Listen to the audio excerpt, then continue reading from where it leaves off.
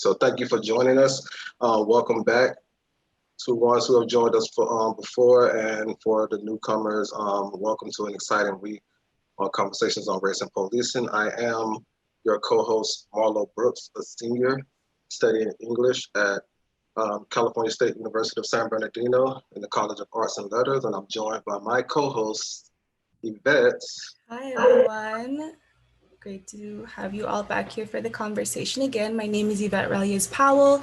I'm studying communications and environmental science, and I'm grateful that you're all trying to continue the conversation. I love her modesty. She's like the jewel to the show. Thank you. So, this week on Conversations on Race and Policing, this week's discussion is declaring racism a public health crisis, and what does it mean? So we're definitely here to fill those answers to you all tonight. So thank you for joining again. As always, you know how we do things here. We always like to pay homage and respect to the land on which CSUSB sits on. And it goes, we recognize that California State University of San Bernardino sits on the territory and ancestral land of the San Manuel Band of Mission Indians. We recognize that every member of the CSUSB community has benefited and continues to benefit from the use and occupation of this land since the institution's founding in 1965.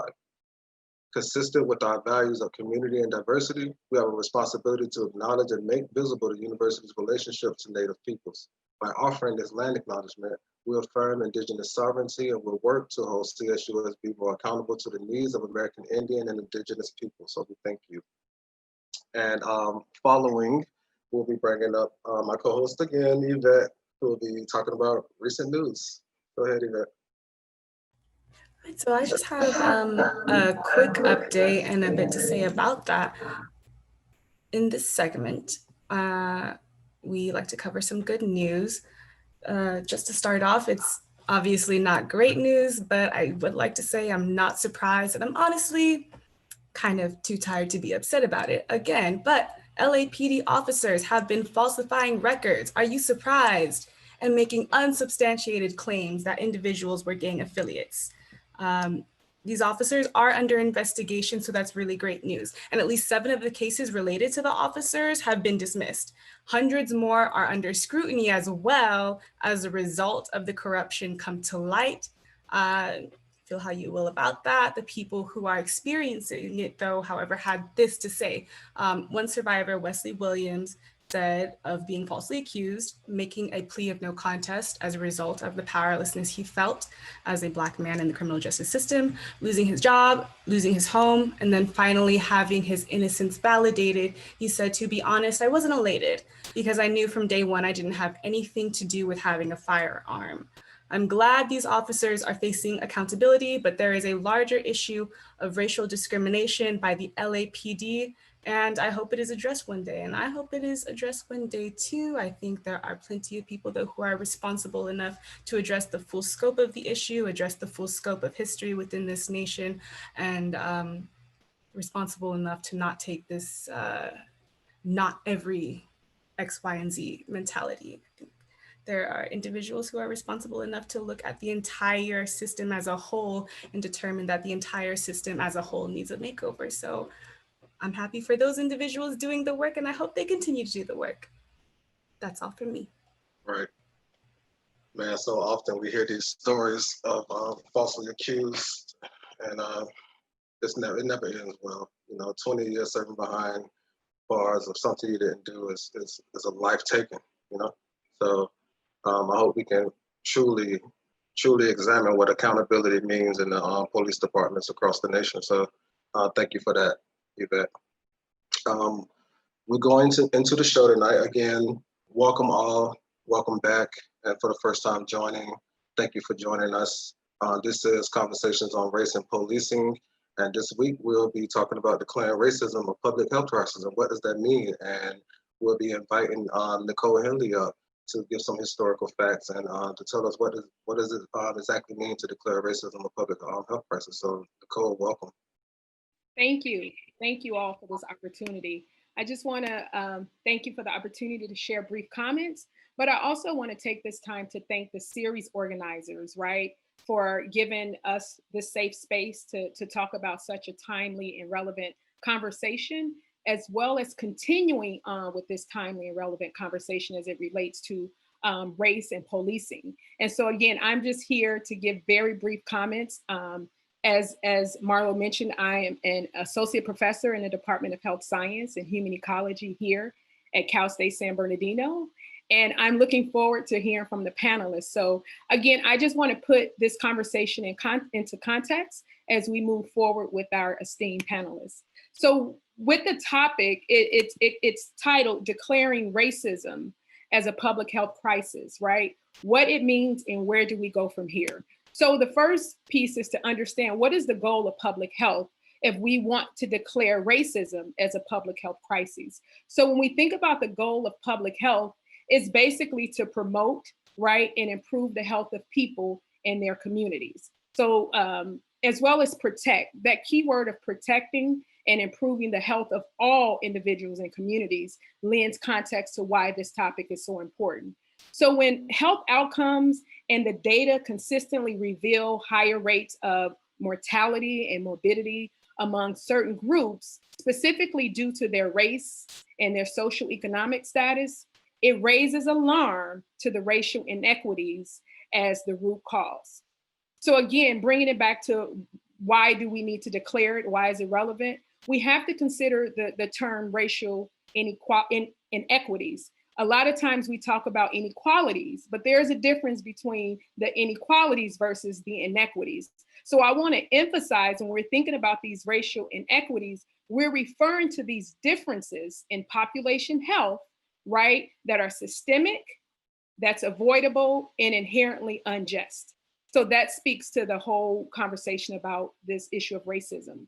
I teach a class on social determinants of health, and I showed this, I think it was a 7-part series, a documentary called Unnatural Causes. Is inequality making us sick? That was the title. Unnatural Causes. Is inequality making us sick? And so it was a 7-part episode created in 2008, which was kind of sobering because they were discussing these social determinants of health that were impacting the health back, over 10 years ago, right? We're in 2020. So it was shedding light then to the role and the impact of these social determinants of health and how they were impacting the health of individuals, basically in regards to race and social economic differences.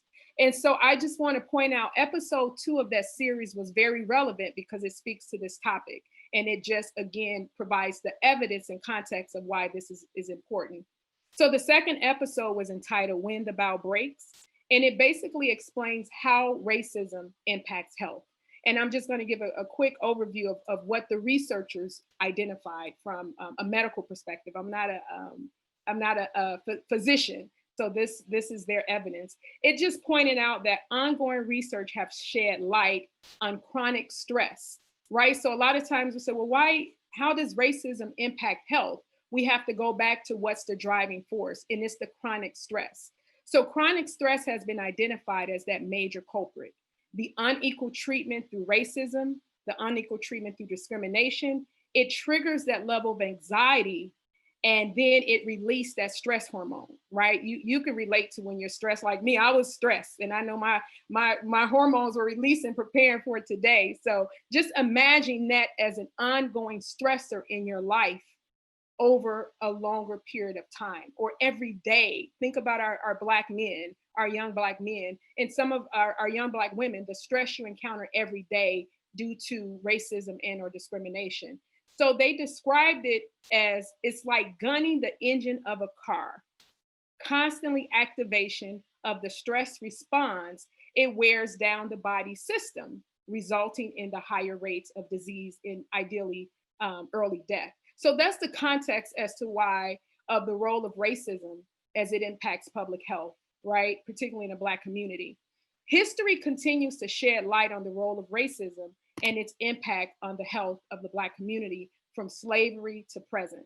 So here are just a few examples from historical perspective, and you can consider the context of racism and the impact on health.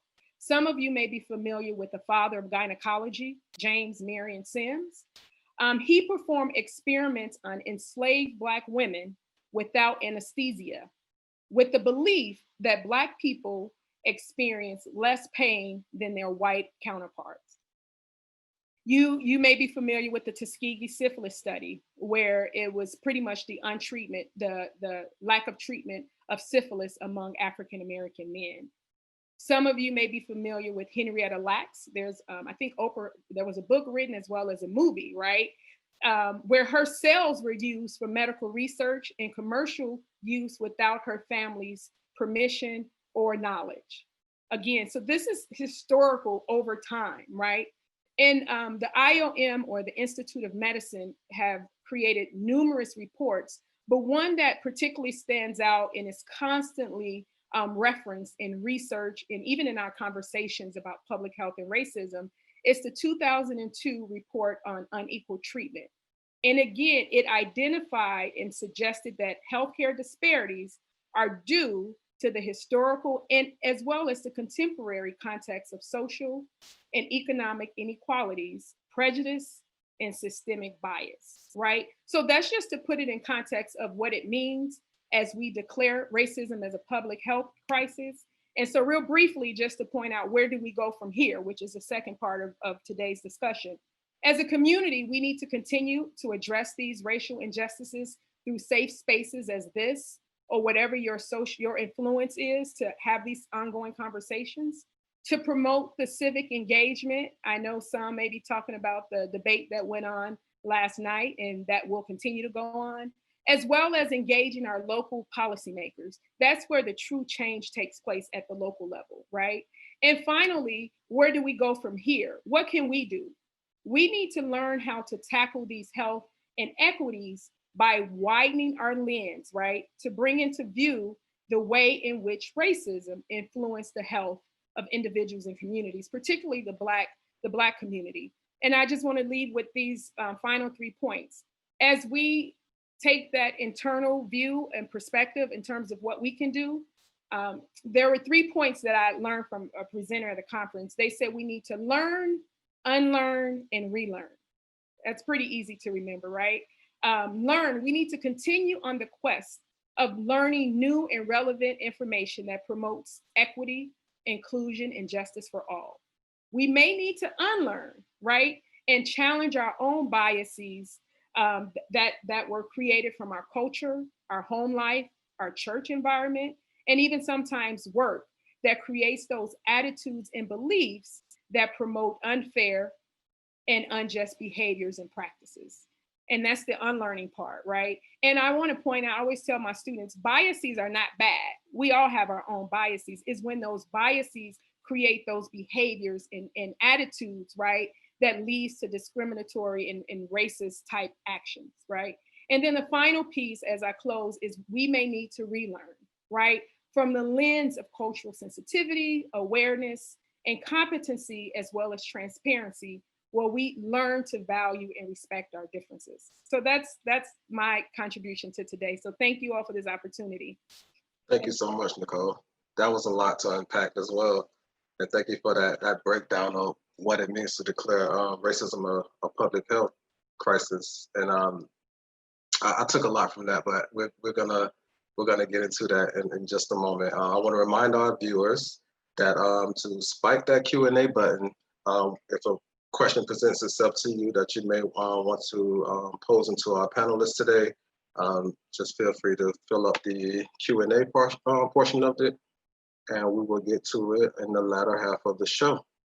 And to continue things off, we are going to introduce our first panelist today, someone near and dear to myself and our community here in San Bernardino, born and raised, born. He's been around, but he's back to serve his community. Mr. Ben Reynoso, a candidate in the upcoming elections for City Council of San Bernardino. So, Mr. Reynoso, welcome. Thanks, Marlo. What Nicole was saying right there is, and especially the part that resonated with me, is the biases not being bad, because I got to be honest with you, as an organizer in this community, and I have been, my biases brought me to the reality that when George Floyd was murdered and it was publicly broadcasted, I think me and Pastor Casey saw an opportunity. You had to be real about it. There are small windows as people of color, period, where the door cracks open. We decided to kick it. And so with that, it became a jurisdictional issue. And so the reality is we got to talk about it.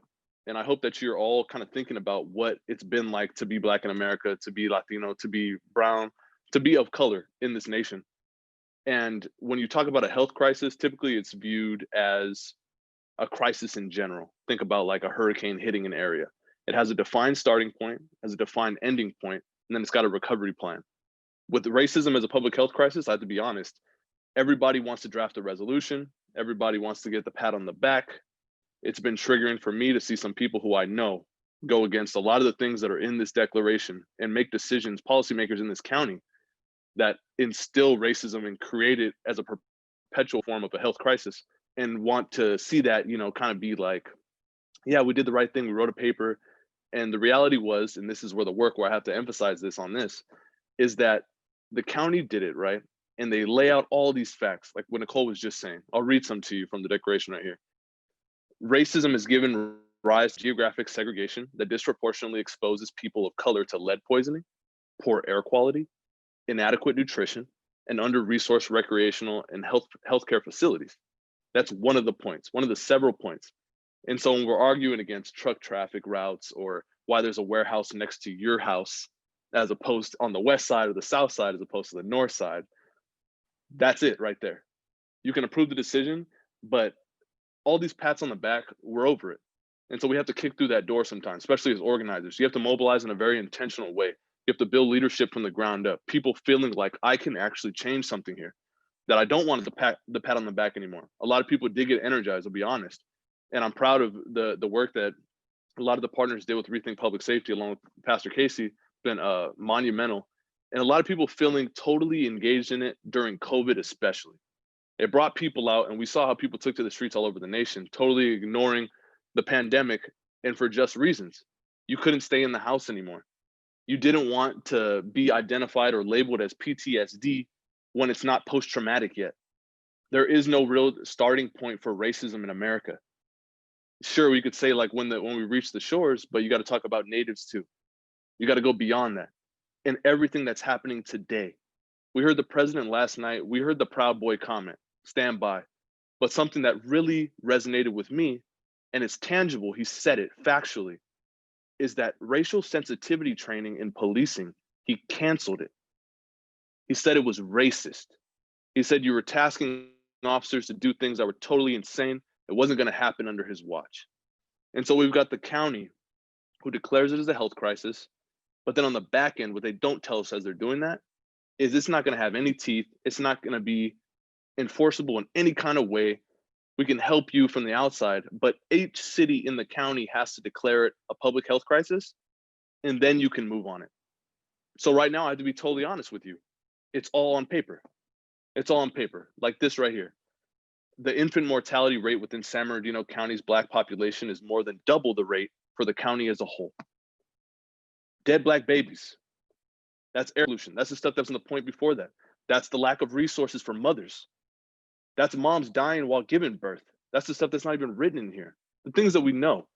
But when you're talking about policing, like Marlo opened it up so perfectly, is this other point right here that I want to emphasize before we transition on to, I'll pass over to Pastor Casey in a second, is that Black people account, this is on the declaration literally written from the County of San Bernardino.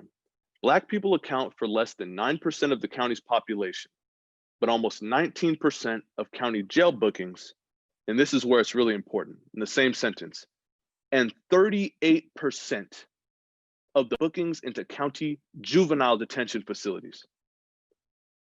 For me, it looked like being a 15-year-old and me and the two other homies, the only two other Black dudes in the class, getting sent out every time we talked. Anytime we wanted to express something that was contrary to public opinion, that maybe our expression had to be limited. And so the work on the ground of organizing to get this declaration of a health crisis for the county, it's going to be perpetual work. I'll be honest with you. I feel like after we got it at the county level, I knew in the back of my mind, not a chance the city of San Bernardino does it. I gotta be honest in saying that I only felt like it was brought up as an affirmation in the last council meeting because the 6th ward member, the only Black woman on council, is leaving. Now she feels safe to do it. And that's the reality of the area. It's not a slight against her, it's a slight against the culture. The culture of acknowledging racism as the public health crisis that it is, it's gonna take a lot of work to make it tangible. We need mental health resources young and early. We need to be honestly assessing how our police departments are functioning in the community. Community policing is the only kind of policing that people will accept overall. You can't fearmonger. You can't embrace the things that Donald Trump said yesterday. This kind of mentality, imagine if we were in the South, this kind of stuff's not even gonna be a conversation. And so the reality is here in California, a lot of people want to see it as maybe a liberal nirvana or whatever you want to call it. It's very difficult to move people from the middle because they think that they're doing justice to their communities by standing in the middle on a polarizing issue like racism that they know. And maybe they won't understand fully because they aren't of color, or maybe they think that they have an understanding because their partner is of color or their child. And that helps.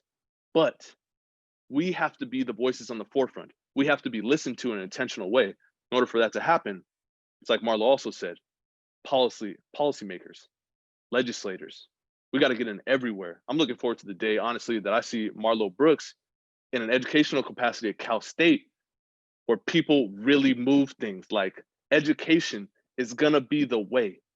Education is always gonna be the way. We do it as organizers every day, getting people aware of the issue to the point where it taps into their personal interests. And it's not hard to do this with racism because people have experienced it day in and day out, continue to experience it. It's not post-traumatic stress disorder. It's a constant stressor, like Nicole said. It's constant. And so it's gotta be in the legislation. And I think I'm gonna pass it now, or I'll give it back to Marlo because Pastor Casey has a lot to say about how the county moved forward beyond that. And so I thank you for this time and this opportunity, and please ask any questions. I'm an organizer first, and honestly, I hope to see this go as far as we can take it until we do see the resources and the funding. We need money for this stuff and accountability. So thank you. Thank you, Ben. It's always delightful to hear the speech on the local level. A lot of times we overthink voting season when we're thinking nationally, when we forget the policymakers and the lawmakers locally who can directly affect the communities we live in right here. So thank you for shedding that light on our community that many communities face across the nation itself. So I'm going to pass things over to my co-host, Yvette, who's going to be introducing our next panelists. I wanted to say thank you to Ben for his comments. I thought they were very insightful, and you did, as Marlo said, pointed out a lot of information just on the local level and really relating to our local audience as well, especially given the time that it is. We're coming up on elections, y'all. You really can vote for your entire community. Who cares who the president is? You can do it. So I'm gonna go ahead and introduce Samuel J. Casey, senior pastor and co-founder of New Life Christian Church in Fontana. I see you're out here representing represent. Yes, we love them. So yeah, would you go ahead and enlighten us, Pastor? You came onto the show, and I am familiar with your work. I'm familiar with your organization, so I'm really glad you're here. So go ahead and let our audience know what's up. Absolutely. So excited to be here. And certainly to all of our colleagues, Ben and Diana, Marlo, to Professor Madrigal. Thank you for this opportunity, and good to see you again, Yvette. I want to just share my screen, and I'll just share some more information with you, as well as I saw in the chat feature, the resolution that was presented and written by San Bernardino County that we actually forced them to do, and even provided language for them. So let me just share this. So when we think about racism, when we say racism as an organization, and even as a collaborative called the Rethink Public Safety Coalition, which is made up of a number of social justice organizations and direct service providers who have come together to really challenge and rethink public safety within our region, from being strictly focused on punishment as opposed to being redemptive, restorative, and responsible, finding those kinds of ways and approaches to criminal justice reform within our region. So when we engage this work, this is how we define racism. It's institutional. It's institutional in the sense that racism on this level creates and maintains policies and practices that reinforce racist structures within our government, within our school system. And what's odd and strange about it, sometimes Black people and other people of color actually support the very structures and institutions in ways that are detrimental to their health. So this is one aspect of it. Here's the second dimension, structural racism, where it has become normalized. That's why Donald J. Trump, our president and commander-in-chief, can say what he said last night. He had the perfect opportunity. They lobbed him the ball and he fumbled it. I mean, it was as if the line opened up, the line for him to run unopposed. And because structural racism and institutional racism is supporting him, he can say what he actually feels and really speak the true heart of our country that we call America. The third aspect is interpersonal racism, and that's where it begins to show up as microaggressions. And we experience things that Professor Henley talked about, those things that sometimes that are intangible, but they're tangible to us because we feel them in our core and we're experiencing them as stressors. And police brutality is one of the outcomes of that. And xenophobia, internalized oppression. And then sometimes what's so hard about this one is that the very one who is suffering from the interpersonal racism, structural and institutional, they begin to do self-harm on themselves. That's where we begin to hear, well, what about Black on Black crime? Well, Black on Black crime can be addressed better when we start dealing with the institutional and the structural racism that has brought on the damage and self-harm and interpersonal racism. So I can look at my brother Ben and not like him because he's lighter skinned and probably less intimidating to police than I am. And we're the same height. I may have a little few more pounds on him. But I would probably be, you know, if he doesn't smile, more intimidating, even if I smile. So when we talk about this interpersonal racism, we begin to do self-harm and take on the very negative images that the dominant culture has put on us. And then finally, it shows up as internalized racism. It's that subtle, overt messaging that takes place, and we begin to begin to lean into those negative beliefs and thoughts that we take on ourselves as a Black community, and begin to really, colorism begins to show up, and we begin to do harm. And if you go to Africa now, there's whole communities in Africa who are bleaching their skin because of what they see in America. And so when we talk about this internalized racism, it has to be addressed, and this is why it is a public health crisis. So how does it connect with policing?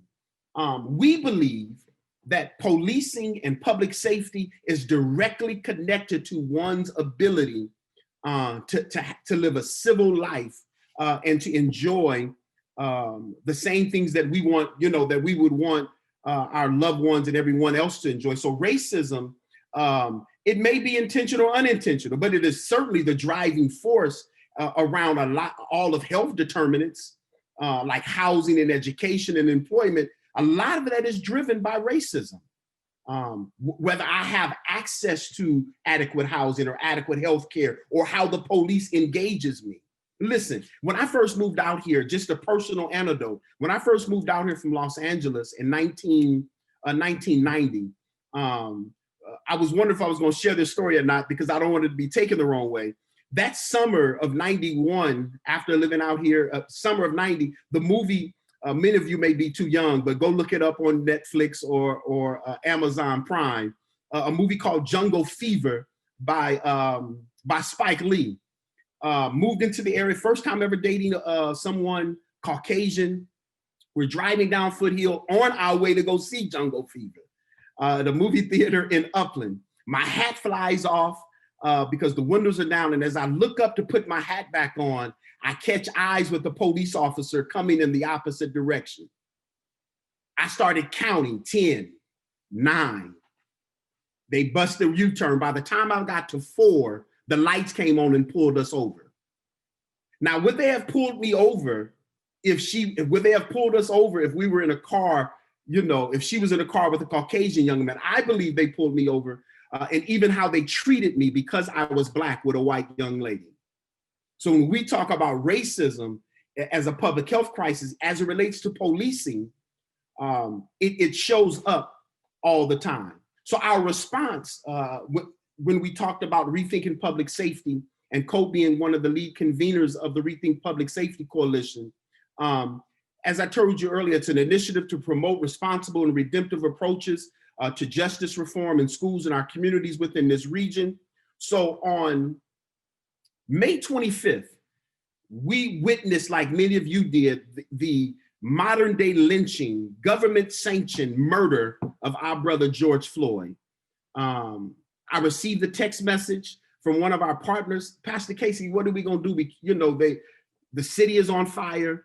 So over a weekend, we decided to approach the County Board of Supervisors and not ask them, but we actually demanded that they declare racism to be a public health crisis. And that was on June 2nd. June 9th, they put a committee together to start drafting language. On June 23rd, they actually declared racism a public health crisis in the County of San Bernardino. The city of Fontana followed on July 14th. July 21st, the city of Redlands followed.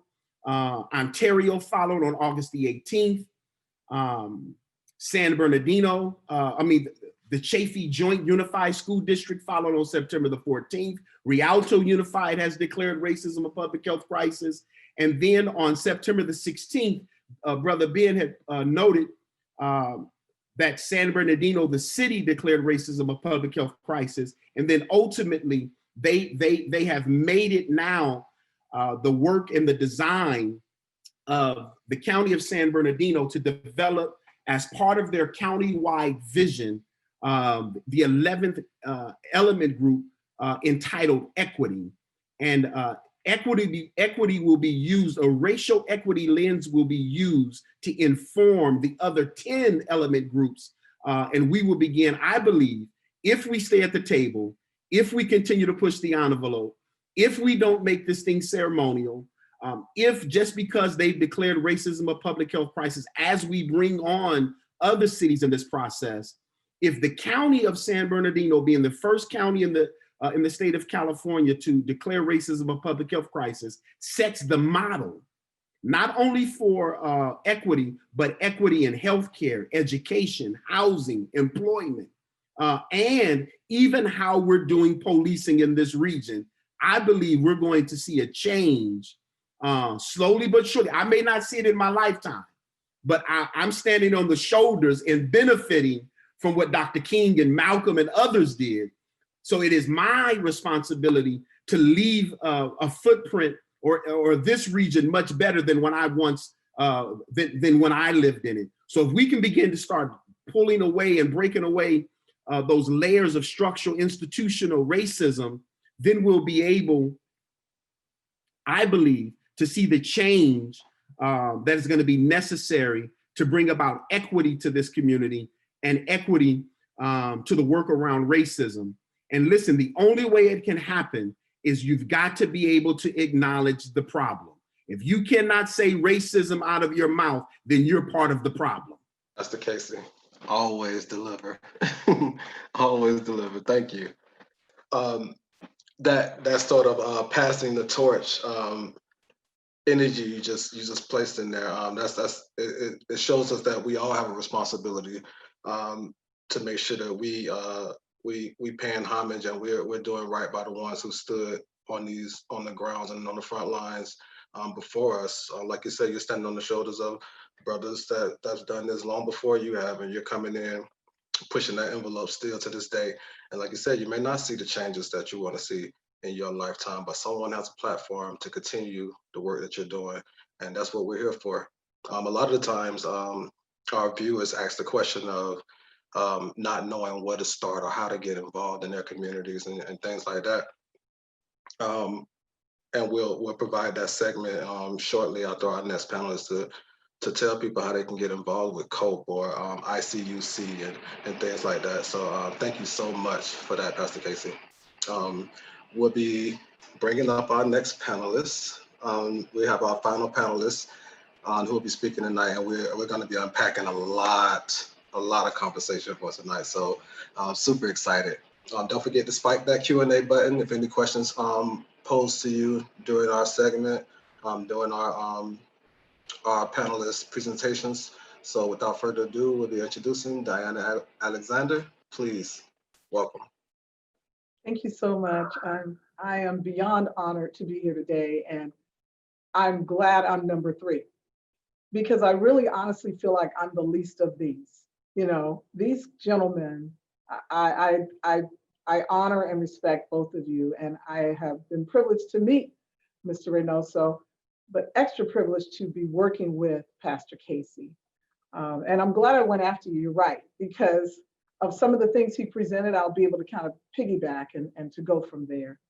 I wanted to start off though by just saying a little bit about who I am, because you guys know Mr. Reynoso, you know Reverend Casey, you don't really know me so much, and I want to start not in a traditional way, but just from the perspective of being born Black.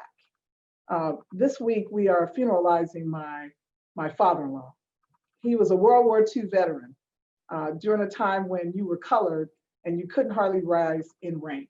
But he managed to become a first sergeant, and so proud of his patriotism to his country that we will be burying him this Friday in his uniform.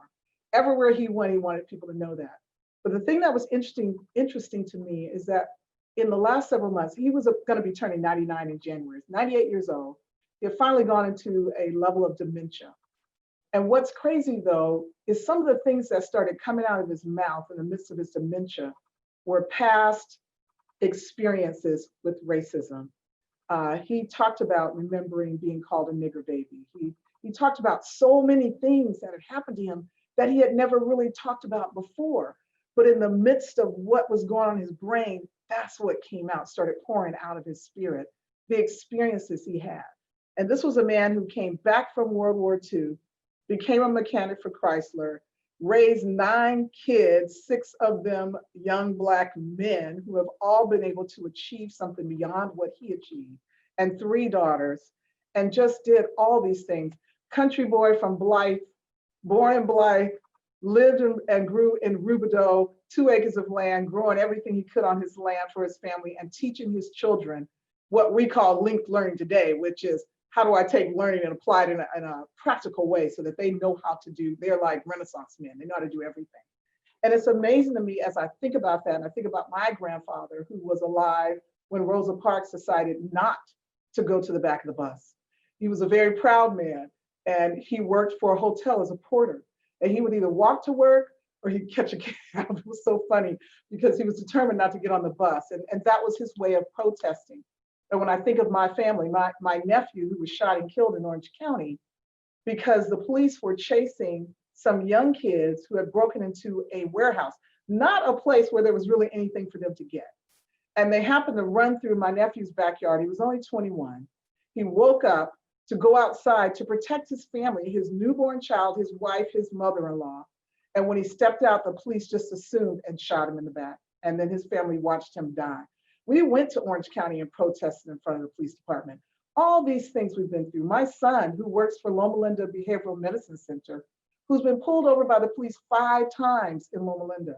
My other son, who brought me his car and got pulled over by the police in San Bernardino, he brought me my car, which he picked up for me, pulled over by the police and told, you don't belong in this car. You know, people see folks in a certain way, and they see me, and I'm Diana Alexander, Deputy Executive Officer for the County of San Bernardino. risen to a level of success. But even Black folks don't see behind the face and the things that have impacted you in your history. And so I want to make sure I set the record straight there that I am a county employee, been one for 27 years. I'm sure I'm the oldest person on this panel and in all these rooms. 27 years of experience with the County of San Bernardino. And I can say right now, I have never been prouder to be a county employee than I am right now. And that's because of the fact that we declared racism a public health crisis. And I have experienced good and bad as an employee, a lot of good, but I've seen the ugly dark side. But I have to say this today. I believe with all my heart that we come to the kingdom for such a time as this, that when opportunity and preparedness meets and that door opens, things happen. And so I have to give another slant from what Pastor Casey says, because when he came, before he came and as he said, forced the county to adopt or to declare racism as a public health crisis, there were many things that have been happening for years to plant the seed for this day that was going to come. And I think it's important that we recognize that, because sometimes we wonder what's the role that we play or what can we do? And here I was, a county employee, listening to what was happening with George Floyd, listening to Breonna Taylor. I'm listening to all that. And I'm saying to people like my boss, Leonard Hernandez, who is a Hispanic gentleman who has just become the CEO of the county, first Hispanic in the history of the county, who has been working with me and Pastor Casey on this declaring of public health as a racism as a public health crisis. These things don't happen by coincidence. This is a plan. I call it a divine plan. He is now the CEO of San Bernardino, our partner, Pastor Casey. Effective October 10th, he is the CEO. So there are crazy things happening, but it's not just because of what we did today. And that's not to minimize anything that anyone has done, because Pastor Casey's been planting seeds forever. Ben Reynoso's been planting seeds forever. Marlo Brooks has been planting seeds, maybe not forever because you're too young, but for the time you've been here. Yvette, Nicole, everybody's been planting seeds. But it all comes together when that door opens and we are prepared, we walk through it. And so here I am, little Miss County employee. I've done a whole lot of things over my time. And I hear all this stuff going on. And I go to Leonard Hernandez, who I've worked closely with for a few years now, and said, I've got to do something. Our county needs to do something. People across the United States are talking about this. They're protesting, they're doing everything. And just because we're over here way out in California on the left coast, as they like to call us, we're just quiet. We're not saying a word. We're not stepping up. We're not doing anything. I've got to do something. I feel like I've been held back as an employee because every time I want to do something, it's, well, in your position, it's going to look like you represent the county administrative office, or like now, the Registrar of Voters reports to me. This is not a coincidence, y'all. And I'll hear things like, well, you don't want it to look like, you're leaning one way or another because the Registrar of Voters points to you. I said, I'm sick of it. If I have to quit, if I have to retire, I've got to do something. In the midst of this crisis, I've got to do something. And guess what? Next thing we knew, George Floyd. Next thing we knew, Pastor Sam Casey. So here he comes to say to the county, you will declare racism as a public health crisis. Now, in his perspective and from his side of the wall, it was a force. From our side, it was a, yes, that's it. That is it. That is exactly what we've been waiting for. That's what I was waiting for. Something that was gonna sort of, you can say it was gonna force the hand of. I don't know, you can call it whatever you want. But he's thinking force. I'm behind the scenes going, yes, we've got to do this, y'all. We've got to do this. This is what we were looking for. This is what we were looking for. And so I felt like seeds have been planted. And why else do I feel that way? Because in 2009, 2010, when I was the chief learning officer for the county, I got a call from our CEO at the time, Greg Devereaux, saying that they were going to do this vision thing, that he was looking at himself as a CEO and wondering, kind of, what's my motivation here? What is it that we're doing? San Bernardino County is different from counties all over the country. We are a regional government. We're larger, bigger budgets. There's a different voice, and that we needed to be the adult in the room to convene some conversations to look at our county as a whole and do a SWOT, a strength, weakness, opportunities, and threats analysis of our county. And Diane, I want you to help me to do this work. I want you to facilitate. I want you to help get everything organized. That was part of my job, to support them in strategic planning and things like that at that time, not knowing that would lead to today.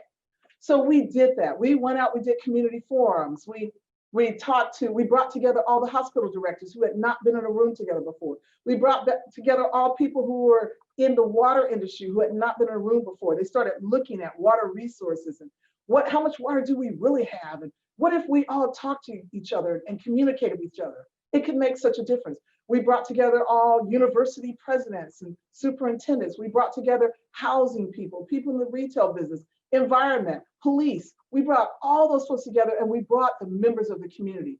We went to movie theaters, churches. We went to city halls. We sent out surveys so that students who maybe couldn't come, high school students, so we could get the viewpoint of the young people. We did all that almost 11 years ago.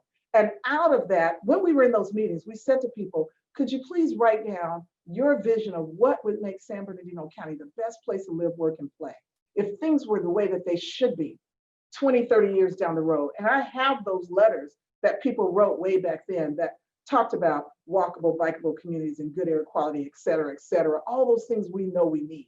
They wrote all that down, and we took all of that information, and out of that information crafted the countywide vision that talks about envisioning a complete county that capitalizes on the diversity of its people, about a vibrant economy with skilled workforce that attracts employers who seize opportunities, that take advantage of the unique advantages we have, about a sustainable system of high quality education, community health, public safety, housing, retail, recreation.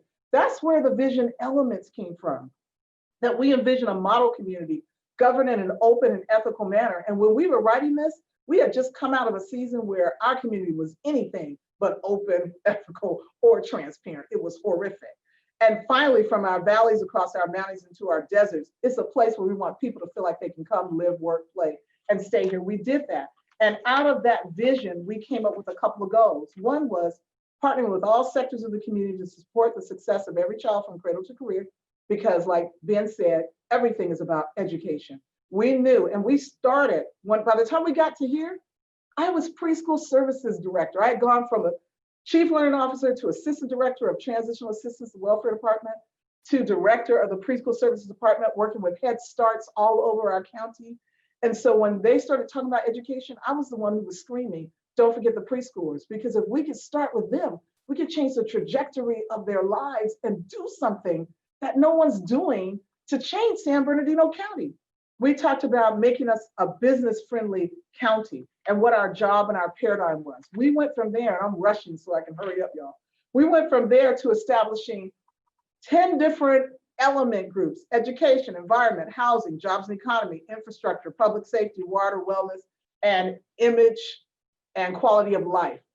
And we created groups around each one of those where we had liaisons from the county to the community. And because the county did not want to own this conversation, the county didn't feel like it was ours to own. It was the community to own. So we've tried over the last 10 years to get the community in, and some great things have happened. Cradle to career, there have been some great things that have happened. Community vital signs, there have been some great things that have happened. But we had just come to a point in our vision leadership team meetings where we were saying, we're about to be at our 10-year anniversary. And this was before we declared racism as a public health crisis. And we need to do something to give it a shot in the arm, a resurgence on the vision that can galvanize our community and give them a shared focus around something we can do. And that's when Pastor Casey. Pastor Casey did what we needed. He didn't know all that stuff was going on the side with us.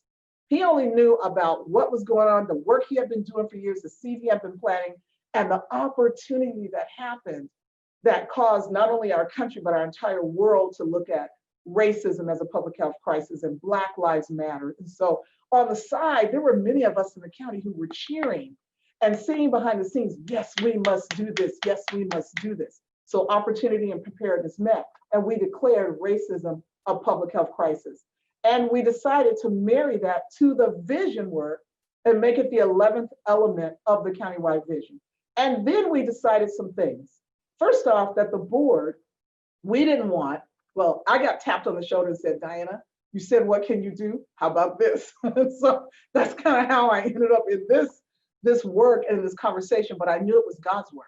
Forgive me for anybody who doesn't believe. I knew it was God's work that I got chosen, because I am the least of these. I'm not, you know, the most eloquent, the most articulate, the most studied, the most immersed in the conversation, except that I am a Black woman and I've done quite a bit that people probably don't know about.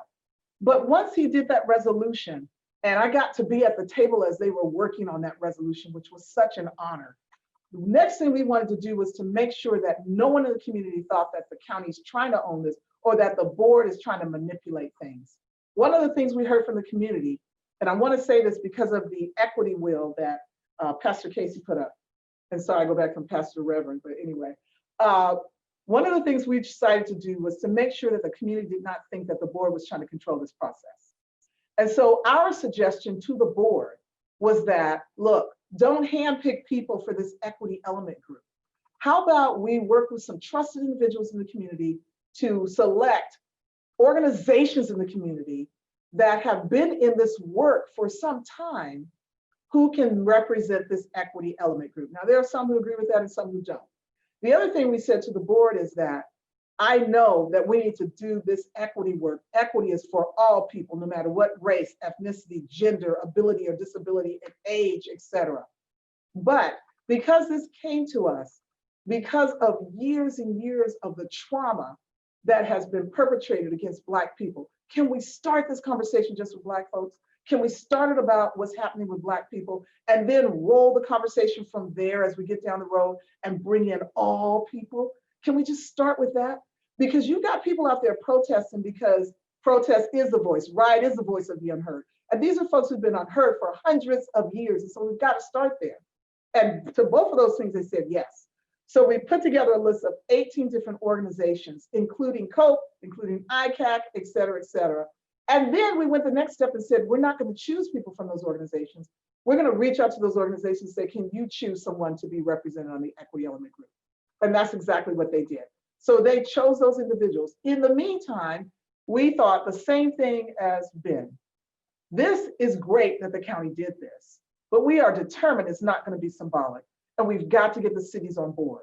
So we started holding meetings and doing presentations. And tell me if do this for me if I need to. We started holding meetings and doing presentations with the San Bernardino Council of Governments, which represented councilmen from all the cities. We started meeting with the city managers, the city mayors, et cetera, et cetera. We did presentations, and by we, I meant Leonard Hernandez and myself, because we knew we needed to open the door in order to allow these organizations to step in. And we couldn't just immediately say, okay, Pastor Casey, okay, this person, here, go to this meeting. We needed to open the door because we were opening it through the lens of the countywide vision. And what we were presenting to the cities is that this work that we have declared, this equity work, don't be afraid of it.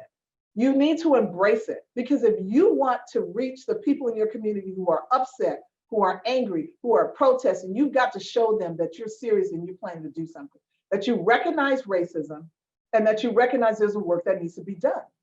And so we told them, and since Supervisor Rutherford, who said, let's marry this to the countywide vision, you cities adopted the vision almost 10 years ago. It's time to re-adopt it with focusing at each element group through a lens of equity. That is where we need to go. And so we actually were able to meet with the cities. They had on September 2nd at the Council of Governments, they actually presented an item, a minute action item that the board, acting as the San Bernardino Council of Governments, directed their staff to collaborate in the creation of the 11th element with the vision, building on the existing success and making sure it included all of those element groups, that they would collaborate to address the effects, impacts, and prevention of racism, ensure public confidence that all of the above mentioned element groups are administered equitably, that they would understand that health outcomes are the precursor to successfully achieve the goals of the countywide vision within all element groups, and advocate for relevant policies at the local, regional, state, and federal level to improve health outcomes in disadvantaged communities, and that they would review and recommit to continuing the work within existing countywide vision elements through the lens of equity. This was presented. They did a roll call vote. Each city had to stand on their own 2 feet and say out loud, yay or nay. And every one of them said yay. Now, we believe, just like Ben, we can't do this alone. We got to get the cities on board. We're doing more work with them. We've met with SBCTA so that we can get to the bottom of some things relative to how our cities are planned, where the freeways are located, all those things about lead-based poisoning. When they talk about intermodal facilities that they're planning to do in Colton, while we're hearing, oh, what is it? The high-speed rail is so wonderful, but we don't know that intermodal is going to be over there in one of our disparaged communities where asthma is so high for our children and where things are so bad. We got to fight that stuff. So we've talked to San Bernardino County Transportation Authority. We've met with SCAG. We are meeting with and continuing to meet, and now about to open the door for our equity element group members to meet with all of these folks, because we know this cannot just be ours. We want it to belong to the community. And I thankfully happen to have been there at the beginning, and here I am now, and I'm so glad to at least see this in my lifetime. So I want to kind of start closing out by just something that I wrote back on August 19th, and it occurred to me today. August 19th, I was thinking, oh my gosh, how did this happen, and who am I? And I say that because I know there are people out there thinking, who am I to have a voice in this conversation? Who am I to contribute and to do something in our county to make a difference? And I want to read to you what I wrote. There comes a time in life when opportunity and preparedness meets. You can't predict when it will happen, how many murders of George Floyd's, how many protests and march, how many demands for justice or to be heard. But one day you wake up and find that it's the day when the dark clouds roll back and the light shines through. It's not a big light, but just enough to brighten your heart with a ray of hope, a hope that makes us not ashamed, a hope that the impossible is possible and that the possible is within our reach. This is that day, y'all. This is an extraordinary time, and we have been given an awesome opportunity to come together in unity. And I want to stop there for a minute, because that's one of the things we recognize is that we have struggled with unity, and our organizations who are in this work are used to fighting each other over limited resources. We have got to take advantage of this opportunity to come together in unity, to redefine the vision of the County of San Bernardino through the lens of years of implicit and explicit inequality, of conscious and unconscious bias, and structural barriers created on a foundation formed by the evil of racism. I have been given the awesome privilege in the county of leading this effort, being one of the leaders. I didn't ask for it. I didn't lobby for it. I didn't even imagine or dream of it. I certainly wasn't sure I was up to the challenge. However, that light that split the sky had also split the darkness in my heart. That light filled me with an excitement and an energy and a desire to embrace this effort and run this race. The mayor of Chicago said, too many people think government isn't engaged, it's disengaged, it's not responsive. I am here to say my commitment, and you will hear more in the coming weeks about that, is to change that for our county government. And I'm not alone in that. I am not the expert on all things Black, on the history and the ill effects of racism, or all of the best practice models out there that appear to be successfully making inroads in this battle to dismantle racism and bring equity to Black people and ultimately all people. We could easily step back and let others fight, but we have gone to the kingdom for such a time as this. We have an opportunity to prove everyone wrong who says that we as a people are not able to work together in unity. We have this opportunity to stand together and accomplish something great. Here is what has often been considered, in what has often been considered one of the worst counties in the country. I've heard us called the welfare capital of the world, the drug capital of the world, the sexual trafficking capital of the world. But the time we take now is not a waste. And I know that some of us are ready to get on with it, to come up with solutions, to solve the problems, to dismantle racism on all levels. And it's my hope and prayer that right here, we start that work to accomplish that we agree to disagree, but we resolve to move forward. And at the end of the day, that we walk out of things like this and racism and declarations and resolutions, a united front, a united narrative, a united set of goals, and a united action plan. That's where I'm coming from. And for Leonard to now have been made the CEO, oh my gosh, I can't even explain to you the implications of all that. So I'm going to close with that. And I just want to say, again, I'm so honored to be here, to be a part of this conversation, this effort, this work. I'm excited about it. I feel like I was born for this, just like you all were. I'm excited about the Pastor Casey's and the people who will hold me accountable. And for those who are saying things like, well, how do we get involved? How do we get involved? Reach out to Pastor Casey. He can tell you, reach out to me. They can give you my contact information. But even though we've started this conversation at one level with Black voice, Black perspective, Black input, this conversation is not just about us, and we recognize that. It is about everyone in our community. And we have steps along the way for everyone to get enfolded. And we want, absolutely want, the voice of the youth to be a part of this. Those who have put certain folks in the presidency, who have been out there protesting, you guys are the ones. It's not me, it's you. And so I am honored at the thought of partnering with you and doing whatever I can to make this work happen and it not be symbolic. It will not be symbolic. Thank you. Diana Alexander for governor. Oh, I'm sorry. One more thing. You said governor. I don't know if you guys heard today. Did you guys hear today about the bills that Governor Newsom signed, AB 3121, the reparations? I hope you're going to be talking about that. AB 3070, jury selection bill, and others. I'm pumped. I came here already on a high. Okay.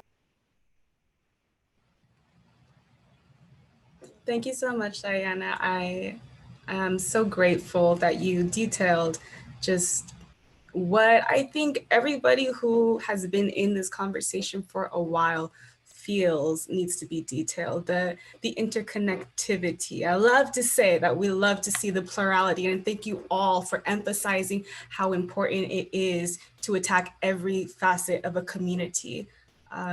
I personally feel that, and maybe a lot of other people of color can relate to this, that a lot of times when people do step up and say they want to be allies and say they want to help us, we at this point are accustomed to looking for the devil in the details that we know is there. And it often is done through compartmentalization.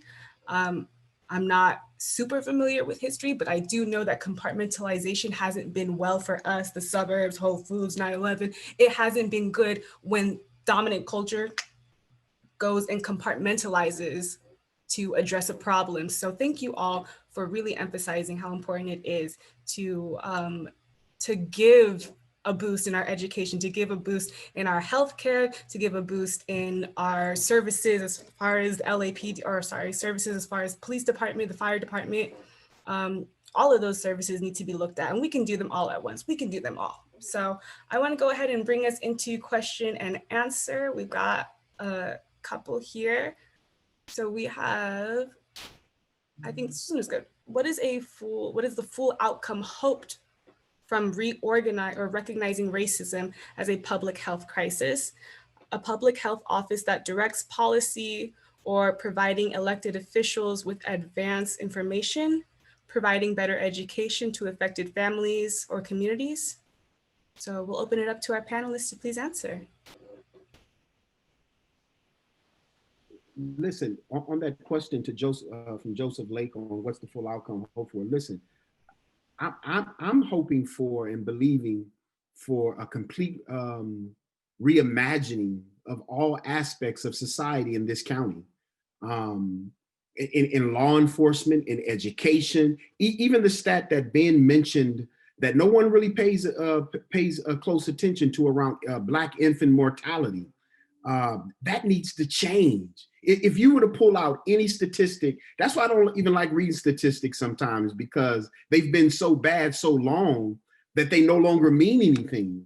I would love to see a revolution and a radical change in all aspects of life for Black people and other people of color, and really for all humanity, but most importantly, Black people, because it is just so bad and it has been for quite some time.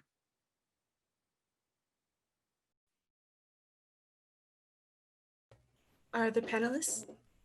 I was looking at the question, and I know they're asking if there's going to be a public health office that directs policy or provides elected officials with advice or information. Our hope is, like what Pastor Casey is saying, is a change in all of those different elements of life. so that we end up with a complete picture, that we're not just going to fix housing without fixing education. We're not just going to fix, one thing without the other. Whether that will mean we need to have a public health office that directs policy, I don't know. I can say this when it comes to policy. The county is trying to bring to the table as many resources as we can to help this conversation. And part of that means our Office of Government and Legislative Affairs are part of it. They've already been looking for grants and things to help give us some funding. We need to do some of this work that we need to do because Ben is right. We need some money, we need some funding in order to do it. Whether this will eventually roll up to that, I think it could be cool if we had an Office of Equity. I think that would be great. We haven't gotten to that point or really discussed that in detail, but there is a possibility. But definitely providing better education to affected families, communities, all of those things is part of the outcomes that we hope from recognizing racism as a public health crisis. I want to offer any question that we roll through, kind of like the organizer on the ground perspective. And so strategically thinking, it's a really good question. And I think a lot of people maybe are disheartened by not having like tangibles, like her not saying, because it's not her fault, not anybody's fault on this call, that we don't have a public health office, like immediately translated. But something that will forever be in my mind and the people that I work with on the ground now is that we know how to ask and assess people who are running to represent us, people who are telling us it's this way or that way. We now know how to assess or get to the root. Are you racist? That's now criteria for being a representative. That's not criteria for being able to move anywhere through society where you have the power over someone else's life.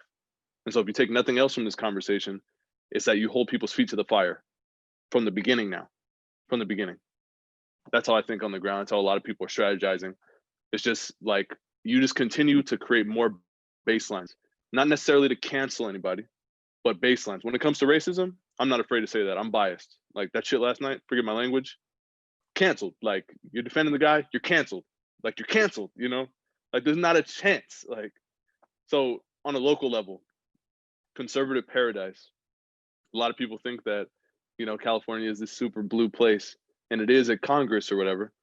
But San Bernardino County, historically, a lot of other counties and cities, supervisor seats are held deadlock. Supervisors have the most power anywhere you go in the country. Deadlocked by conservatives. It's the last expedition. We got to start paying attention to local races. So yeah, I want to relay that, the strategy of it. I'm curious to hear from our commentator, Nicole Henley, about this matter. If Nicole is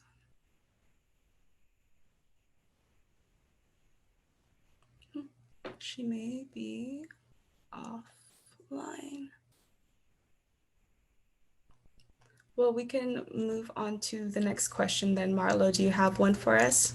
Yes, but right before we move on, I just want to touch on some of the things from our panelists as well. Diana said something earlier that we oftentimes we see as and when I say we as the youth and as people itself, as looking to be involved and looking for change and looking for a greater future of equity as well. She said something earlier about having those things trickle down to our preschoolers as well. I know growing up and by the time we're teenagers, we as people of color, we're already defeated by the system and things that we could possibly achieve because we don't either see ourselves in those positions or see as many of us in these positions. And I'm from Florida myself. I talked about that a lot during my candidacy. I'm from Florida myself, and I grew up with Black teachers, Black principals, Black vice presidents, vice principals, things like that. I grew up in that type of society, HBCU society or atmosphere, you should say. But I moved to California, and things were noticeably opposite. When I talked about that earlier this week in a commercial I was shooting for Black History Month coming up. I talked about how we don't see these things. I fell in love with education because I'm sitting in the classroom. I came to CSUSB from a community college in the high desert, Barstow Community College. I fell in love with education because I'm sitting in a classroom where I'm doing exceptionally well in my courses, but my peers are struggling to even write formally in English or even speak it at times. So when I'm helping my peers, and I felt that was my calling to education, and I chose that career path. Uh, that's exactly what we're answering to. We're answering to a call right now. A lot of our viewers every week want to know how to be involved and where to begin. What can they do? A question in the Q&A that we'll get to in a second is, how can I be a better ally for my students when advocating for them? Things like that. It's like the question is always how. And we look at these examples right here in front of us, these panelists that's right there on the front line. And and I'm speaking from a community member itself, just from someone that lives in the community, to know that there's someone out there that's fighting for us and our future, and what the future of education and the job market and policing, what these future things will look like, so that my younger siblings, my younger kids, won't have to grow up the way that we did, or experiences the traumas that we had to. That's enough for me to say, I need to be on the front line with them. I need to join. I need to be a part of, and not just as a person of color, as a human being. We have a chance to change the dynamic of what it means to grow up in America, what it is to be an American. We have the opportunity right here and now, and that's another thing I spoke of during my candidacy, that the time for sleeping on the job is over. When I talked about our young Malcolms and our young Martins who were in their 20s changing national climates, our time for sleeping on the job is over. We're here. We're wide. Our eyes are wide open. Our ears are wide open. Our hearts are wide open. Our kids depend on us. Education depends on what we do next. Everything from learning to the job possibilities, the market itself, the economic development of our communities. Everything depends on what we do right here, right now. So I just I had to speak on just everything that you guys touched on, just touched me. And again, every week, our panelists give me more fuel to my fire to continue the fight that we're doing on the ground in our community for the future of everyone, not just people of color, but equity itself across this nation. So I just had to throw a broad thank you out there to you all for that one. Sorry if I ran it on, but I wanted to say thank you to Pastor Casey for adding on Adelanto to that list of people who've declared racism a public health crisis. Because I was wondering, like, how was our high desert counterpart doing as well? I saw a lot of IE names in there, so thank you. I'm glad to see that we're reaching and we're getting that word out there to those different counties as well, those different cities as well. Sorry. So yeah, we're gonna go straight into another question. I had a mouthful to say there. I had to forgot where we were at. So we do have a question coming in as a preschool teacher, a white preschool teacher, and future elementary school teacher. What do you think is the best way for me to address racism in my classroom, to provide awareness, and to be a good advocate for my students? So what do you think teachers can do better as allies for their students? If you're a student at Cal State San Bernardino, one of the very first things you should do is go to the chair of the education department at Cal State San Bernardino and ask them, why aren't there more classes preparing teachers to deal not only with different cultures, but really with different ethnicities? Because even within one particular culture, there's multiple ethnicities and we're not all the same. You also can do some of your own homework. I saw the question earlier. There's a book by Ibram Kendi, who how to be an anti-racist. That would be a great book for you to read, and grab as much material as you can about other cultures and just begin to read, inform yourself. And as you prepare to be a preschool teacher and an elementary teacher, don't get so comfortable and locked into using your teacher's edition. Be as creative. I know what they teach you in school, but then do what your gut tells you. Everybody can't be a teacher. You're obviously going into education because you feel a call to go into education. Dig within yourself, and then what's inside of you, give that to the students, and then begin to get them to pull out of themselves. In African culture, it's called Sankofa, which means to go back and fetch. Teach them to go back and fetch what's in them. It's alive. And I experienced it myself when I went to Egypt last summer. There were certain things that you feel that you know to be true about yourself and about your culture. But when you begin to read about it and study it, and I experienced it deeply when I went to Egypt, it all made sense. Education means to pull what's already inside of you and to illuminate it. So you're only illuminating and help students pull what's already inside of them. But if it's not inside of you first, you can't pull it out of them. So you've got to do some education outside of what the institution is teaching you, but also challenge Cal State San Bernardino to prepare teachers to deal with students who don't always look like the dominant culture. I'd like to add to that. It's hard for us to figure out what to do until we figure out who we are, what my views are, my biases, my lens.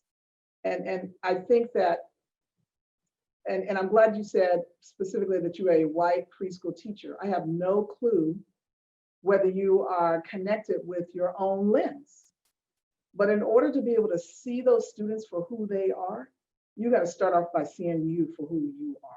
And that's not a judgment or anything. That's what we all have to do. And I think we have to start there. It's kind of like, you know, when you finally, buy a nice car and then all of a sudden you see that car everywhere.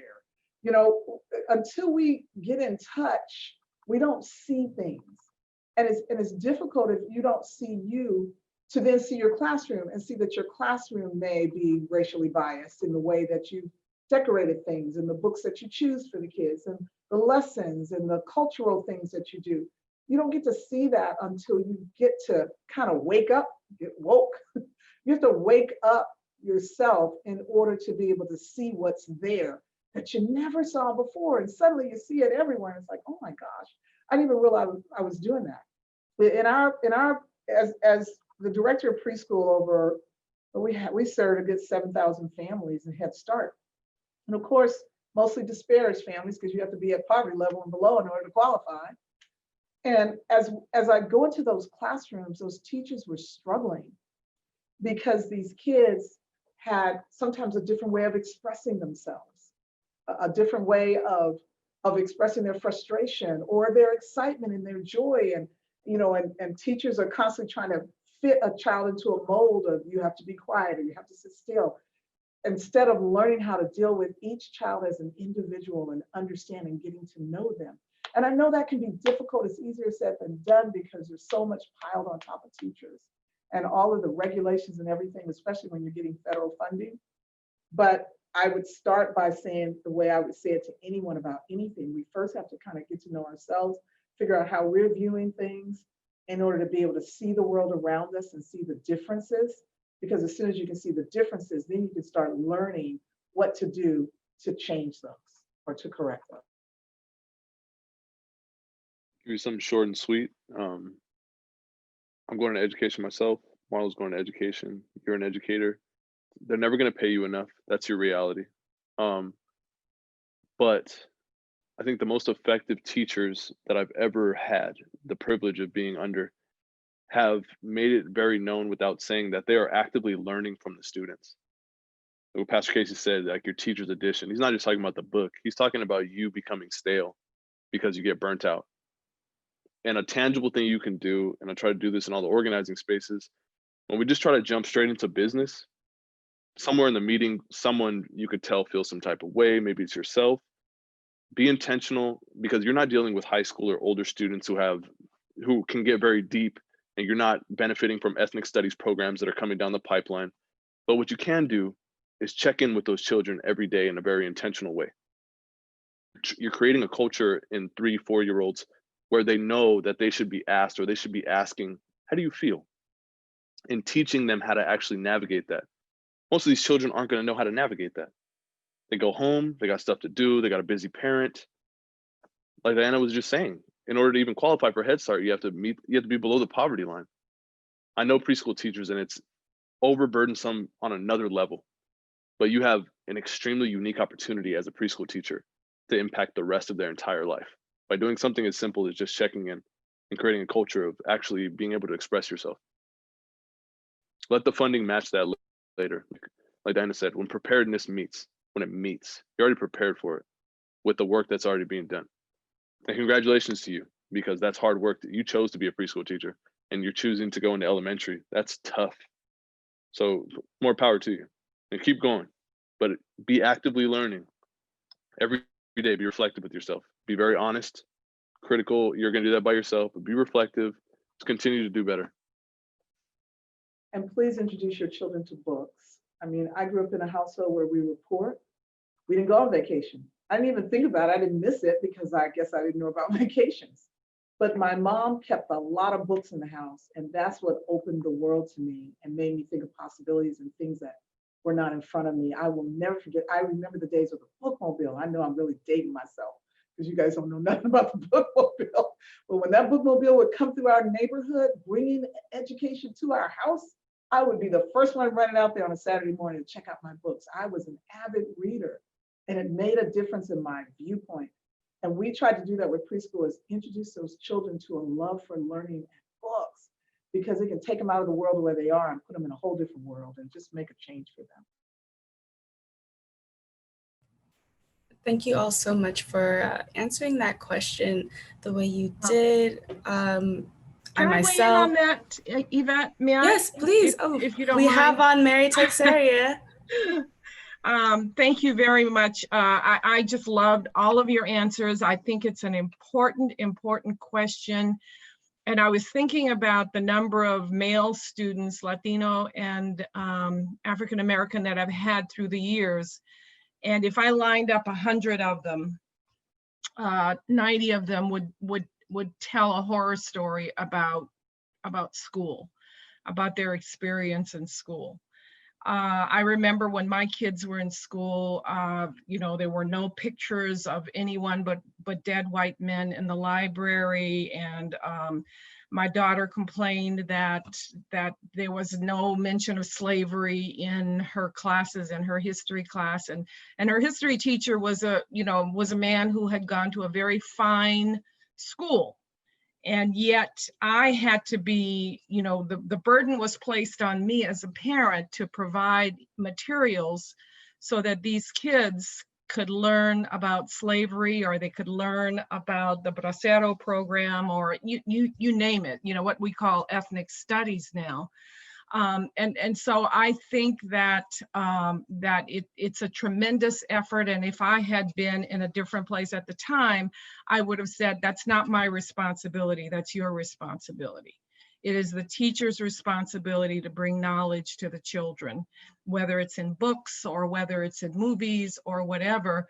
But I think one of the most important things I ever read regarding that question was by Paulo Freire, a Brazilian educator, who said, you cannot love a child that you don't, or you cannot teach a child that you don't love. And so I think when it comes down to it, if you're confused about anything, just don't forget to love the children. And sometimes they're really hard to love. I admit that, but don't forget to love them. Thank you, Yvette. No, thank you, Mary, for offering your contributions. Always sound, always insightful. So I'm really happy you all answered that so honestly and answered it so fully. We all, as people of color, can probably attest to the horror stories that you all brought up about being in public school and being Black. So thank you for addressing it. And thank you to our participant, our audience member as well, for asking that question. Our next question that we have up here says, the pandemic clearly shows why racism is a public health issue. What can we all do to educate policymakers on this fact and how it could be a part of the election process?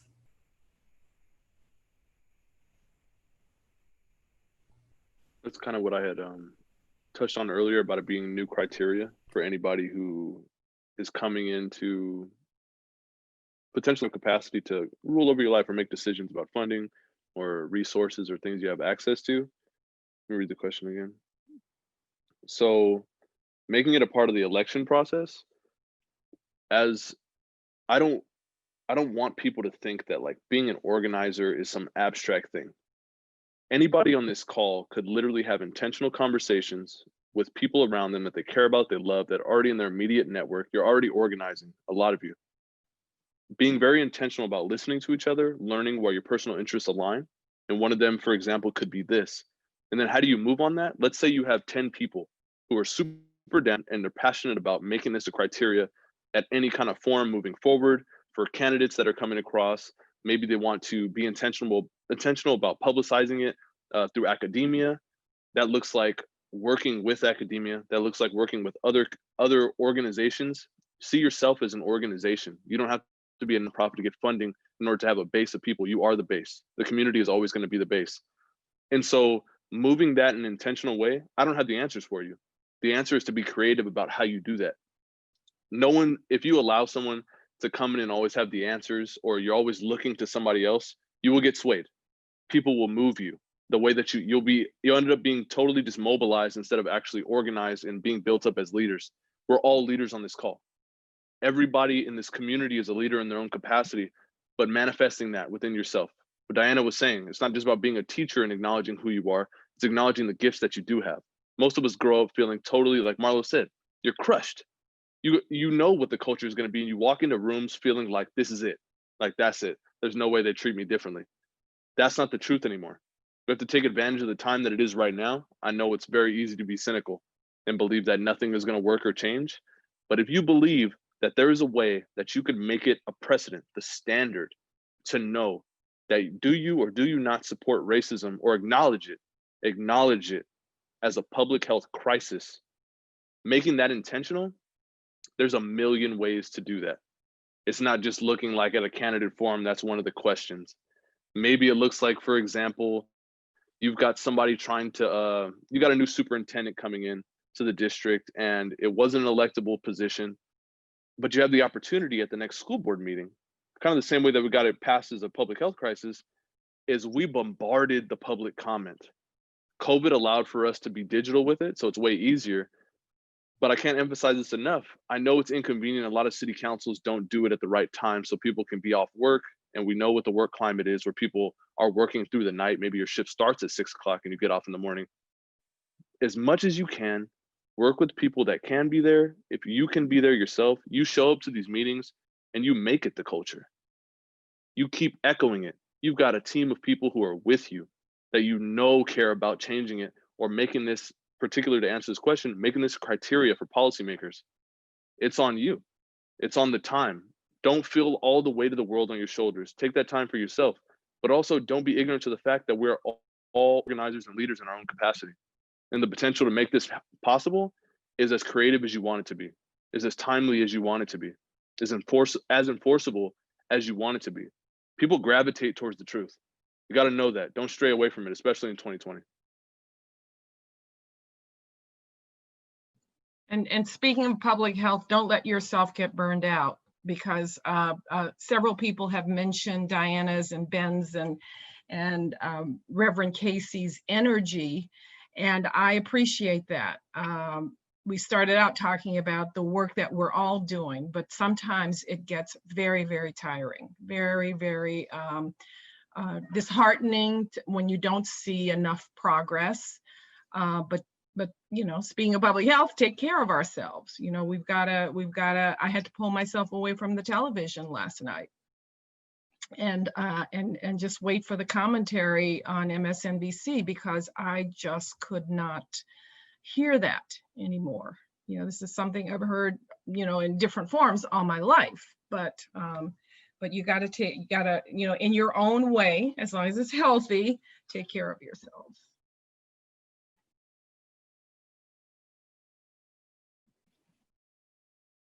Thank you. That's our very own Dr. Mary Texera.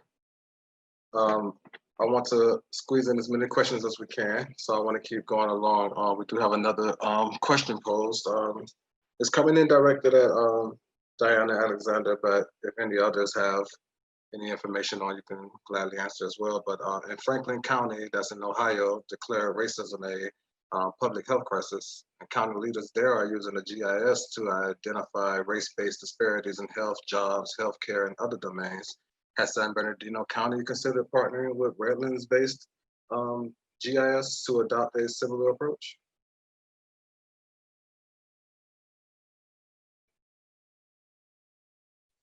Sorry, it's like I lost my mouse. Yes, we have. The county has partnered with ESRI on quite a few other items, and we are looking at what can we do in this kind of conversation also. So the answer is yes. I don't have a whole lot more details than that, but we've been looking at quite a bit of data that really points to the areas of major disparity and minor disparity, just disparity period. So yeah, that's part of the plan, is to work with them also. Pastor Case, were you going to say something about that? No, it's interesting that question comes up because I know it hasn't officially happened yet, but I know one of the things we've been pushing for, I just saw the email come today from your secretary to establish the meeting between the Element Equity Group being led by, co-facilitated by Diana and Loma Linda University, who wants to participate in the process and produce a study around Black health that is going to include some GIS mapping as part of the process. We haven't worked out all the details yet, but prayerfully, that's going to be part of the process, because I think it's going to be important to chart those areas specifically where it's taking place. Yeah, and I will say this on a different note, but related. I recently saw online a database called the Opportunity Atlas. Some of you may have seen it before, you may be familiar with it. I had not been. It's years and years and years of research, probably 20, 30 years of research, where Harvard and some other organizations, I can't remember if Bill and Melinda Gates were a part of this, tracked the opportunities for a few million children from the 1980s up to 2016, 17 or so. So the data is not that old. And it's amazing how they looked at it throughout the entire nation, down to the community. You can go on the map and you can find where you live right now. And you can put in different things. For example, you can put, a Black male who had parents who were wealthy, or a Black male who had parents who were poor. You can compare that to a white male in the same, with the same types of categories. And then you can see from childhood up till adulthood who managed to make it, who did not. And the data is amazing and depressing. Because when you look at that same story over and over and over again across the entire United States, which is why data is so amazing, it really shows that this is not a coincidence. There's structural racism, there are policies and everything that have been there. So we want to do something similar in partnering with Loma Linda University and partnering with ESRI. And there's a whole lot of other folks that we've been talking with, partnering with. We're trying to go for a grant now with the Urban Institute to try to bring in some technical assistance to help with this. Been talking to Pastor Casey and others about bringing in other facilitators to help facilitate these many conversations we're having. So yeah, data is important. It's a mighty tool if used the right way. And so we're definitely looking at that. Good question. I just wanted to say thank you for mentioning this Opportunity Atlas. I just brought it up myself online. And of course, the immediate first thing that it shows is the map, and it prompts you on what to search, where to search and everything. And as you said, definitely depressing, also seems familiar. And so my question is about data like this. When you are, as you all have said, making the effort to gather this data, what do we do about that data? So you all as organizers, you have your respective duties and responsibilities that you implement this data in. What do we do with that data? Because I can tell you personally, what I want to do with this data is find the best place to escape to. And that's a feeling that a lot of people are having right now, especially with the president of our country speaking more and more like the dictator of a war-torn country. And it's, yeah, causing a lot of people to want to move to Canada, want to leave America, want to leave specifically the Bible Belt, the South. So what do we do with this data? Do we take this data and run, or should we also stay here and try and figure out how to change that data?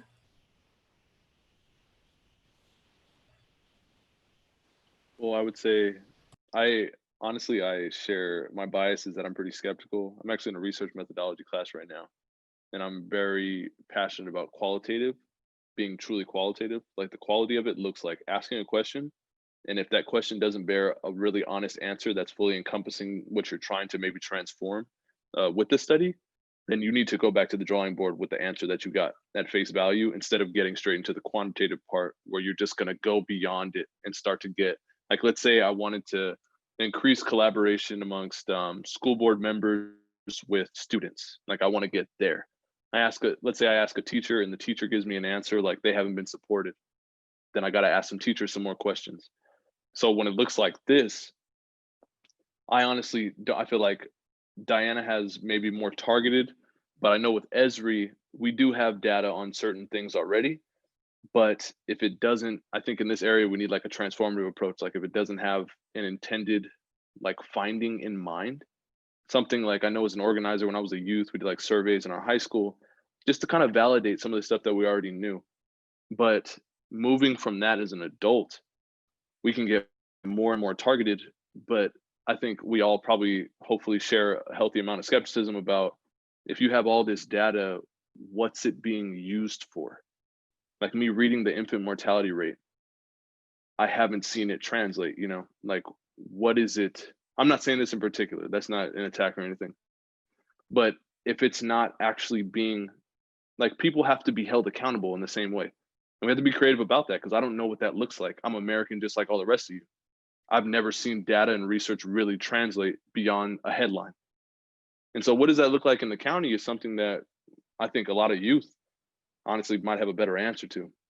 Being creative about that and demanding that, hey, because this does exist, Esri did do a study and they found that the pollutant levels are extremely high in the Latino and Black community in San Bernardino, maybe on the west side, or that, yeah, there are a significant amount of African-American mothers that are dying in childbirth at the same facility. What is happening? That's something that the organizational power, but you have to have like a transparent line of communication to the people doing the research. You can't have academia doing the research and not really interacting with anybody from the community. You can't have Esri Logistics coming in and doing data or gathering data and then going back and publishing a study and giving it to UCR and Cal State, and that's it. And maybe you hear about it in your next case study for your homework. So I think, honestly, I don't have the answer, but being creative, honestly, about like doing things that, this is one of those things that I feel like has never been done, is translating research and data. So yeah. Thank you. Thank you so much for your answer. Would our other panelists want to address this?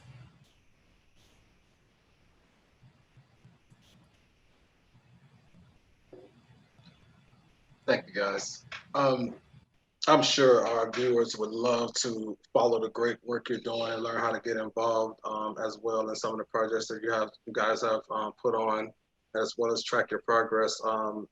If you all would like to share any of your social media accounts with our viewers, as well as how to get involved with your organizations, now will be a great time to let them know. Thank you. Check the chat. Viewers, check the chat for Pastor Casey's contact, as well as Ben as well. Ben being modest. He has an Instagram. It's my campaign. being real modest. Right. we wanna follow your campaigning as well. You could tell us. You could tell us. Being Reynoso for the 5th. That's right. I can't thank you guys enough for joining us on another powerful segment of Conversations on Race and Policing. Like I said, each week adds a little bit of magic to what we can do and what we want to see in our future. You guys have just shared so much light on these roles that we could take to ensure that future for all of us. The fights that where the torch can be passed to our youth, the way we could better relate to our youth and shed light upon them as well to get out there and fight for themselves and for their younger siblings as well. So just that example is what our communities need to see, what our Black and brown people need to see. I can't commend you guys enough for the work that you're doing in the background. Some people would never know what it takes and the fight that you're putting up to make sure that their futures are safe and in good hands. So I appreciate you coming on and giving us your side of the story as well. Declaring racism a public health crisis. You hear it all the time. Today you got a transparent glass see-through of what does that actually means and what does it look like going forward. So we're patching up tonight. I want to thank my lovely co-host Yvette. Thank you all for always having us on. All my tech guys in the background, you know how I feel. I don't think we have a meeting tonight, so I'm enjoying the night off. But Mary's back there as well. She's saying something. I could hear her. I could just hear her. Mary, you have anything to say before we leave tonight? Now, you know I never have anything to say, Marlon. Gotta love Mary. I just want to put. I just want to thank the panel. I just really want to thank our panelists. You all have, it's going to be a hard act to follow you guys next week, but we're going to try. But thank you very, very much for your insight and your wisdom. Yes, definitely. So I want to wish you all a good night and good luck on your future endeavors. Thank you so much for joining us. And to our guests and attendees, you know it every week, same time next week. We'll be continuing the conversations on race and policing. I'm sorry, I'm bringing up, my screen is just doing what it wants to do. Sorry about that.